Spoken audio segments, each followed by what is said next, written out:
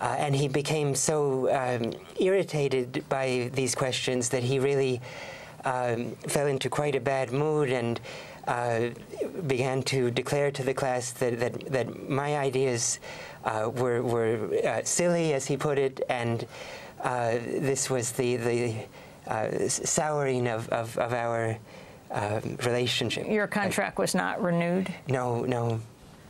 Despite the fact that you had the most popular elective class at Harvard, yeah, and had won the teaching prize. But as a consolation, I got to move to Sweden, which has its plus sides. Well, I want to thank you very much for being with us, Professor Brian Palmer. Thank you. Teachers at University of, how do you pronounce it? Uppsala. Uppsala, here in Sweden. He's a professor of social anthropology. As we move on now to the peace protests that are taking place, yes, right here in Sweden. And Professor Palmer will be leaving us and will be joined by two peace protesters as we continue this broadcast from Stockholm, Sweden. Institutions like the Nobel Prize have helped link Sweden's international reputation to peace and reconciliation. But few people know Sweden is also one of the world's top exporters of weapons. Sweden is among the world's top arms exporters in per capita terms. Its clients include the United States and Britain, with shipments more than doubling since 2000. Annika Spalda is an activist with Avrusta, which is called Disarm in Swedish. It aims to stop Swedish arms exports to countries violating human rights. The group is part of the Swedish Christian peace network, OFHAG. Annika joins me here in Stockholm. And we are also joined by another activist who will talk about her work as well. Why don't you introduce yourself? Well, my name is Kattis Laska, and I'm also part of the anti-militaristic peace movement UFOG. And UFOG means? It's an old word for mischief in Swedish, and it's also meaning disobedience to power structures and, yeah, not obeying laws that we think are unjust. I'd like to talk to both of you about your protest in October. Annika, why don't you begin? What did you do? Well, since we feel that the peace movement has been working for so many years to stop these arms sales, which also violate our own guidelines, for example, that we sell weapons to countries at war and to countries who seriously violate human rights. And still these sales just grow bigger and bigger. So we feel that we as ordinary citizens has a responsibility to act then and to physically try to stop these weapons from being shipped off. And so apart from more traditional political methods, we also then use disarmament actions, which means that we, with an ordinary hammer, starts the disarmament by disabling parts of weapons so that they can't be used to kill or hurt anybody. So in October, we went into two different factories in Sweden, both part of the old Bofors company, which is now one of them owned by BAE Systems. BAE meaning British Aerospace. Yes, Europe's biggest weapons company. And Bofors is where Alfred Nobel actually established the weapons industry. It was, yes, in Karlskoga. Bofors, for our audience around the world, is spelled B-O-F-O-R-S, if you're looking for it on a map. Mm-hmm. Yes, Annika. And the other group went into Saab Bofors Dynamics, which is another company owned by, Swedish-owned. Well, that Saab is interesting because we think of Saab, well, General Motors owns Saab in the United States, the automaker, and Ford owns Volvo, another Swedish company. Both they are trying to sell. Yes. But Saab here is not the automaker, because it was bought by General Motors, but just the weapons manufacturer. Yes, Saab now is Sweden's biggest weapons manufacturer, and not all Swedes know that either.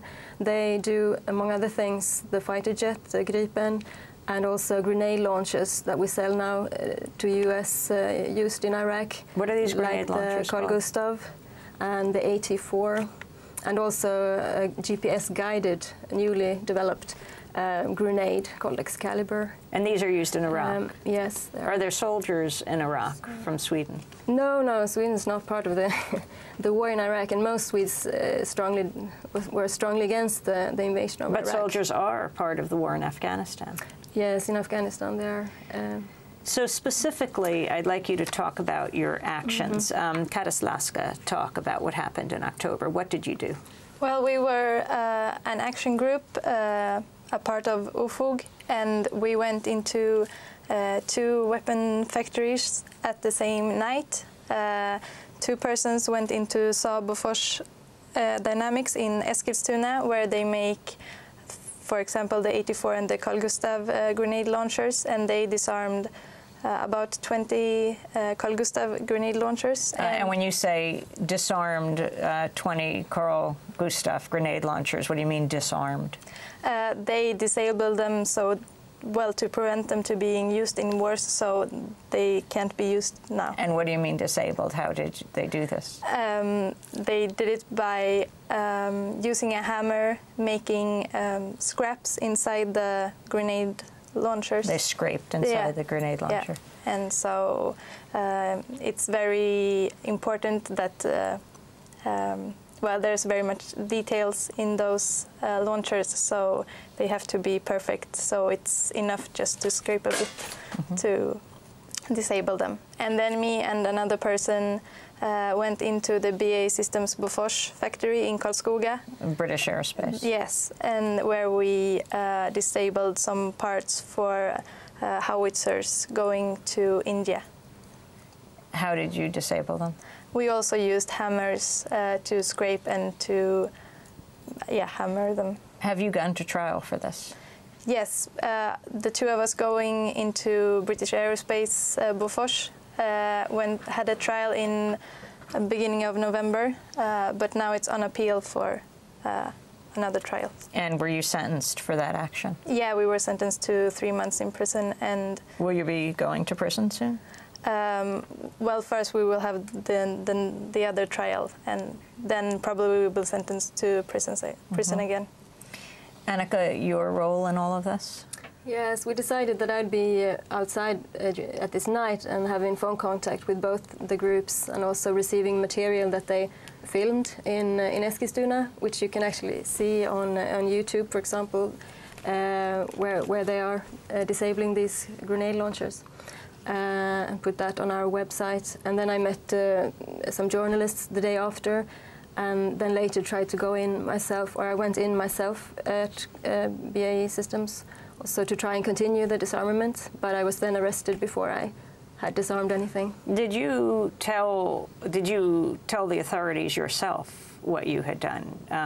This seems to be a tradition of Plowshares activists and other countries, from the United States to Britain, is telling them, calling them up and saying, you've done this. Yes, I mean, we feel very strongly about nonviolence and openness, and we always tell exactly what we have done and take responsibility for that. And those in Eskilstuna had the time actually to call the police when they felt they were ready with the disarmament work. And Kattis and Pelle were discovered before they had that opportunity. But that's important for us to take responsibility, and also in the following trials to be able to argue our case, and with the goal of sometime having these laws changed that permit this exportation going on. What is the response of the Swedish population? I think many people must be surprised listening to or watching you both today. I mean, we are going to see the celebration of the Nobel Peace Prize in honor of Alfred Nobel here in Sweden. And here you are, peace activists, taking on what may surprise people to be the 2nd largest weapons exporter per capita in the world, Sweden. Yeah, I think many people just doesn't know about it. Swedish citizens doesn't know about Sweden being one of the top 10 largest arms producers in the world. But then, there's also these laws that, that permits the weapons export and